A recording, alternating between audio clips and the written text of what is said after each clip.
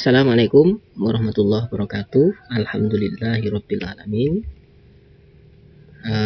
Kelas 12 yang berbahagia kemarin sudah melakukan ujian materi 1 atau modul. Ada beberapa yang belum mengerjakan, mohon segera mengerjakan, dan nilainya bagus-bagus ya. Nilainya ada yang 100, ada yang 90, artinya bagus-bagus. Nah, kemudian kita menginjak materi selanjutnya adalah meyakini qadha dan qadar melahirkan semangat bekerja. Jadi kita yakin dengan qadha dan qadar justru malah melahirkan semangat untuk bekerja, untuk belajar, untuk beraktivitas. Nah, kalau lihat gambar ini ya, ada orang yang malas bekerja kemudian mengemis ya di gambar paling kiri. Kemudian sebelahnya kalau kita lihat ada bangunan yang tinggi-tinggi, gedung-gedung tinggi, ada juga rumah yang rumahnya yang tidak layak ya, tidak layak huni. Nah, ini ada orang yang bekerja keras ya, petani tambak garam ya, upaya untuk mengubah takdir. Ini sebelahnya adalah seorang Mukesh, namanya Mukesh, seorang muslim yang kaya di dunia. Nah, kalau ini Pak Habibie ya, beliau orang yang cerdas, orang yang kaya juga ya, pernah menjabat wakil dan pernah menjabat presiden ya Republik Indonesia. Nah, semuanya ini adalah termasuk takdir Allah Subhanahu wa taala. Nah, beragam status orang di dalam kehidupan dunia ya. Ada yang kaya, ada yang sehat, ada yang hafal Al-Quran, ada yang miskin, ada yang pejabat gitu, ada yang PNS, ada yang dokter, ada yang pendek, ada yang besar, apalagi ada laki-laki, ada perempuan, ada bahagia, ada yang sakit dan seterusnya. Ini macam-macam beragam kehidupan di dunia ya. Nanti kita membahas tentang takdir Allah Subhanahu. Allah Subhanahu wa taala berfirman dalam Al-Qur'an ya, surah Al-An'am, dan pada sisi Allah lah kunci-kunci semua yang gaib. Ya, yang tahu yang gaib semuanya adalah Allah Subhanahu wa taala. Termasuk hari esok ya. Kita tidak tahu. Siapa yang tahu hari esok? Ya, hanya Allah yang tahu. Inilah kunci-kunci yang megang Allah Subhanahu wa taala yang tahu. Tidak ada yang mengetahuinya kecuali Allah sendiri. Dan Dia mengetahui apa yang di daratan, di lautan, semuanya Allah tahu. Dan tiada sehelai pun daun yang gugur ya. Wa ma tasqutu min warqatin illa ya'lamuha. Ya. Kecuali Allah telah mengetahuinya. Dan tidak ada jatuh sebutir biji pun dalam kegelapan bumi, dan tidak sesuatu yang basah atau yang kering, melainkan sudah tertulis dalam kitab Laul Mahfuz ya. Jadi baik yang nampak maupun yang tersembunyi Allah tahu. Makanya awal pelajaran waktu itu kita membahas tentang karena ketidaktahuan kita, maka kita butuh bimbingan Allah ya melalui agama Islam.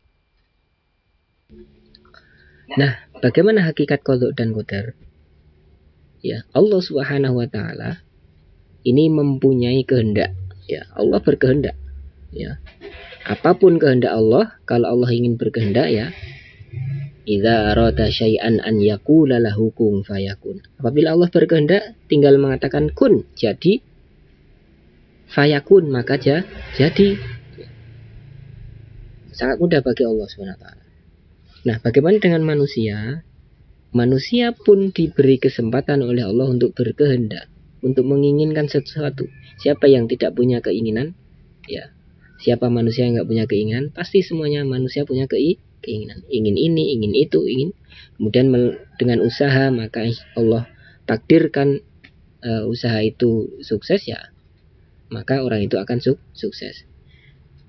Nah, kehendak manusia ya, kehendak manusia itu adalah di dalam kehendak Allah Subhanahu wa taala. Artinya kalau manusia berkehendak, ya apapun akan terjadi jika Allah juga berkehendak. Ya.